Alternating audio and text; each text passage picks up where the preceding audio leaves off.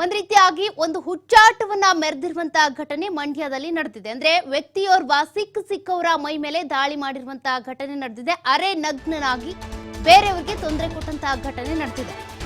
ಈತನನ್ನ ಸ್ಥಳೀಯರು ಥಳಿಸಿದ್ದಾರೆ, ಜೊತೆಗೆ ಪೊಲೀಸರಿಗೂ ಕೂಡ ಒಪ್ಪಿಸಿದ್ದಾರೆ. ಹಾಸನದಲ್ಲಿ ಅರೆ ನಗ್ನನಾಗಿ ವ್ಯಕ್ತಿ ಹುಚ್ಚಾಟವನ್ನ ಮೆರಿತಾ ಇದ್ದ.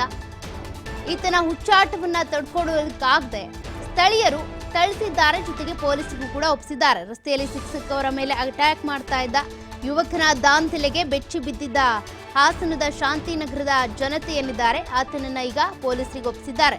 ರಸ್ತೆಯಲ್ಲಿ ವಾಹನಗಳು, ವ್ಯಕ್ತಿಗಳ ಮೇಲೆ ಕೂಡ ಈತ ದಾಳಿ ಮಾಡ್ತಾ ಇದ್ದ. ಹೊರ ರಾಜ್ಯದ ಕಿಶಬ್ ಎಂಬ ವ್ಯಕ್ತಿ ಈ ರೀತಿಯಾಗಿ ಹುಚ್ಚಾಟ ಮೆರಿತಾ ಇದ್ದಂತೆ. ಕಿಶಬ್ನನ್ನ ಹಿಡಿದು ಈಗ ಪೊಲೀಸರಿಗೆ ಸ್ಥಳೀಯರು ಒಪ್ಪಿಸಿದ್ದಾರೆ. ಅರೆ ನಗ್ನನಾಗಿ ಹುಚ್ಚಾಟವನ್ನ ಮರಿತಾ ಇದ್ದ. ಈತನನ್ನ ಯಾರು ಕೂಡ ಹಿಡಿಯೋದಕ್ಕೂ ಕಷ್ಟ ಆಗ್ತಾ ಇತ್ತು. ಅಂದ್ರೆ ಅರೆನಗ್ನನಾಗಿ ಬರ್ತಾ ಇದ್ದಿದ್ರಿಂದ ಈತ ಏನ್ ಮಾಡ್ಬಿಡ್ತಾನೋ ಅನ್ನುವಂತ ಭಯ ಕೂಡ ಜನರಿಗಿತ್ತು. ಅರೆನಗ್ನನಾಗಿ ಬಂದ್ಕೊಂಡು ಹುಚ್ಚುಚ್ಚಾಗಿ ನಟಿಸ್ತಾ ಇದ್ದ. ಬರುವಂತ ಕಾರುಗಳು, ಬೈಕ್ಗಳಿಗೆ ಅಡ್ಡ ಹಾಕ್ತಿದ್ದ, ಅವ್ರ ಮೇಲೆ ಅಟ್ಯಾಕ್ ಮಾಡ್ತಾ ಇದ್ದ, ಕೋಲ್ನಿಂದ ದೊಣ್ಣೆಯಿಂದ ಹೊಡೆಯೋದಕ್ಕೆ ಹೋಗ್ತಿದ್ದ, ಕಲ್ಲನ್ನ ತೂರಾಟ ಮಾಡ್ತಿದ್ದ. ಹೀಗಾಗಿ ಆತನ ಹುಚ್ಚಾಟವನ್ನ ತಡ್ಕೊಳ್ಳೋದಕ್ಕಾಗದೆ ಈಗ ಹಾಸನದ ಶಾಂತಿನಗರ ಜನತೆ ಏನಿದ್ದಾರೆ ಥಳಿಸಿದ್ದಾರೆ, ಜೊತೆಗೆ ಆತನ ಹಿಡಿದು ಪೊಲೀಸರಿಗೂ ಕೂಡ ಒಪ್ಪಿಸಿದ್ದಾರಂತೆ. ಹಾಸನದಲ್ಲಿ ನಡೆದಿರುವಂತಹ ಘಟನೆಯ ದೃಶ್ಯಾವಳಿಗಳನ್ನ ನೀವು ನೋಡ್ತಾ ಇದ್ದೀರಾ.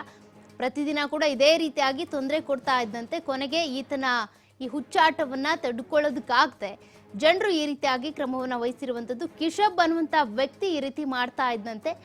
ಆತನು ಮಾನಸಿಕ ಸ್ವಸ್ಥನೋ ಅಥವಾ ಅವನಿಗೆ ಬೇರೆ ಏನಾದ್ರೂ ಕಾಯಿಲೆ ಇದೆಯೋ ಅಥವಾ ಈ ರೀತಿಯಾಗಿ ಅರೆನಗ್ನನಾಗಿ ಓಡಾಡೋದೇ ಆತನಿಗೆ ಚಟನೋ ಅದ್ಯಾವುದು ಗೊತ್ತಿಲ್ಲ. ಆದ್ರೆ ಸದ್ಯಕ್ಕೆ ಆತನ ಕಾಟವನ್ನ ತಡ್ಕೊಳಕ್ ಆಗ್ತಾ ಇಲ್ಲ. ಮಹಿಳೆಯರು, ವಿದ್ಯಾರ್ಥಿಗಳು, ಕಾಲೇಜಿಗೆ ಹೋಗುವಂತ ವಿದ್ಯಾರ್ಥಿಗಳಿರ್ತಾರೆ, ಅಂತವ್ರ ಎದುರುಗಡೆ ಈ ರೀತಿ ಎಲ್ಲ ನಡ್ಕೊಂಡ್ರೆ ಅವ್ರ ಮೇಲೆ ಯಾವ ರೀತಿ ಪ್ರಭಾವ ಬೀರುತ್ತೆ. ಜೊತೆಗೆ ಈತ ಹಲ್ಲೆ ಮಾಡೋದಕ್ಕೆ ಕೂಡ ಹೋಗ್ತಾ ಇದ್ದ. ಹಾಗಾಗಿ ಆತನ ಹಿಡಿದು ಈಗ ಪೊಲೀಸರಿಗೆ ಕೊಟ್ಟಿರುವಂತದ್ದು. ರಸ್ತೆಯಲ್ಲಿ ವಾಹನಗಳು ಓಡಾಡ್ತಾ ಇದ್ರು ಕೂಡ ಆ ವಾಹನಗಳ ಮೇಲೆ ಅಟ್ಯಾಕ್ ಮಾಡ್ತಿದ್ದಂತೆ, ಕಲ್ಲಿನಿಂದ ಹೊಡಿತಾ ಇದ್ದಂತೆ, ದೊಣ್ಣೆ ಬೀಸ್ತಾ ಇದ್ದಂತೆ.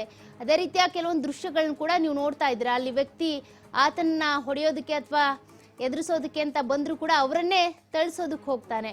ಹಾಗಾಗಿ ಈತನ ಹುಚ್ಚಾಟ ಮಿತಿ ಮೀರಿದ್ರಿಂದ ಆತನನ್ನ ಪೊಲೀಸರಿಗೆ ಒಪ್ಪಿಸಲಾಗಿದೆ.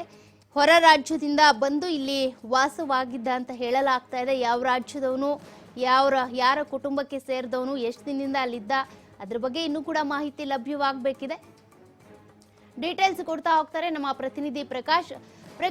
ಈ ವ್ಯಕ್ತಿಯನ್ನ ನೋಡ್ತಾ ಇದ್ರೆ ಮಾನಸಿಕ ಅಸ್ವಸ್ಥನೋ ಅಥವಾ ನಿಜಕ್ಕೂ ಕೂಡ ಈ ರೀತಿ ಅರೆನಗ್ನನಾಗಿ ನಡ್ಕೊಂಡು ಹೋಗೋದೇ ಇವನಿಗೆ ಒಂದ್ ರೀತಿ ಚಟ ಆಗಿತ್ತು ಗೊತ್ತಿಲ್ಲ. ಆದ್ರೆ ಈತನ ಹುಚ್ಚಾಟ ಎಷ್ಟು ದಿನದಿಂದ ಈ ರೀತಿ ಆಗ್ತಾ ಇತ್ತು ಅಂತ ಅಲ್ಲಿ ಸೌಖ್ಯ ಹಾಸನದ ಶಾಂತಿನಗರದಲ್ಲಿ ಕೂಡ ಘಟನೆ ನಡೆದಿರುವಂತದ್ದು. ಯಾಕಂತಂದ್ರೆ ಹಾಸನಕ್ಕೆ ಕೆಲಸಕ್ಕೆಂದನೆ ಉತ್ತರ ಪ್ರದೇಶ ಆಗಿರ್ಬೋದು, ರಾಜಸ್ಥಾನ ಆಗಿರ್ಬೋದು, ಈ ಕಡೆಯಿಂದ ಸಾಕಷ್ಟು ಯುವಕರು ಇದಕ್ಕೆ ಕೆಲಸಕ್ಕೆ ಕೂಡ ಬರ್ತಾರೆ. ಇಲ್ಲಿಗೆ ಕನ್ನಡ ಬರೋದಿಲ್ಲ ಅನ್ನುವ ಮೊದಲ ಮಾಹಿತಿ ಕೂಡ ಈಗಾಗಲೇ ಲಭ್ಯವಾಗಿರ್ತಕ್ಕಂಥದ್ದು.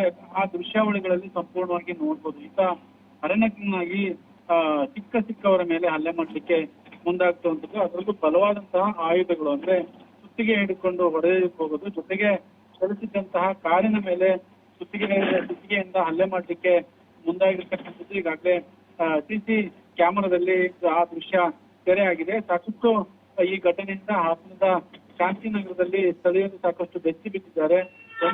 ಒಂದ್ ರೀತಿ ಆಕ್ರೋಶವನ್ನು ಕೂಡ ವ್ಯಕ್ತಪಡಿಸ್ತಾ ಇರುವಂತದ್ದು. ಯಾಕಂತಂದ್ರೆ ಹಾಡಾಗ್ಲೆ ಈ ರೀತಿ ಹುಚ್ಚಾಟ ಮೆರಿತಾನೆ ಅಂತಂದ್ರೆ ಇವನು ಯಾಕೆ ಈ ರೀತಿ ಮೆರಿತಾ ಇದ್ದಾನೆ ಅನ್ನೋದು ಕೂಡ ತನಿಖೆಯಿಂದ ಗೊತ್ತಾಗ್ಬೇಕಾಗಿದೆ. ಈಗ ಸದ್ಯಕ್ಕೆ ಆತನನ್ನ ಹಿಡಿದು ಪೊಲೀಸರಿಗೆ ಒಪ್ಪಿಸಿದ್ದಾರೆ ಅನ್ನುವ ಮಾಹಿತಿ ಲಭ್ಯವಾಗಿರ್ತಕ್ಕಂಥದ್ದು.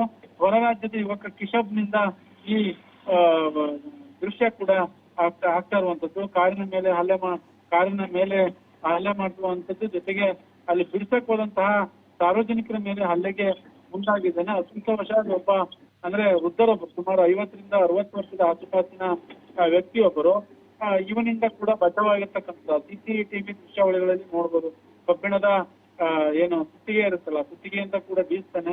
ಹಾಗಾಗಿ ಒಂದ್ ಕಡೆ ಸ್ಥಳೀಯರು ಹೇಳುವಂತಹ ಪ್ರಕಾರ ಮಾನಸಿಕ ಅಸ್ವಸ್ಥನೇನಾದ್ರೂ ಆಗಿದ್ದಾನ, ಇಲ್ಲ ಬೇಕು ಅಂತ ಈ ರೀತಿ ಏನಾದ್ರು ಹೆದರ್ಸೋದಕ್ಕೆ ಈ ರೀತಿ ಮಾಡ್ತಾ ಇದ್ದಾನೆ ಅನ್ನೋದು ಸಾಕಷ್ಟು ಪ್ರಶ್ನೆ ಆಗಿರ್ತಕ್ಕಂಥದ್ದು. ಈಗ ಸದ್ಯಕ್ಕೆ ಪೊಲೀಸರು ಒಪ್ಪಿಸಿದ್ದಾರೆ. ಪೊಲೀಸರು ಕೂಡ ತನಿಖೆ ಮಾಡ್ತಾ ಇದ್ದಾರೆ. ಸೌಖ್ಯ. Thank you Prakash ಡೀಟೇಲ್ಸ್ಗೆ.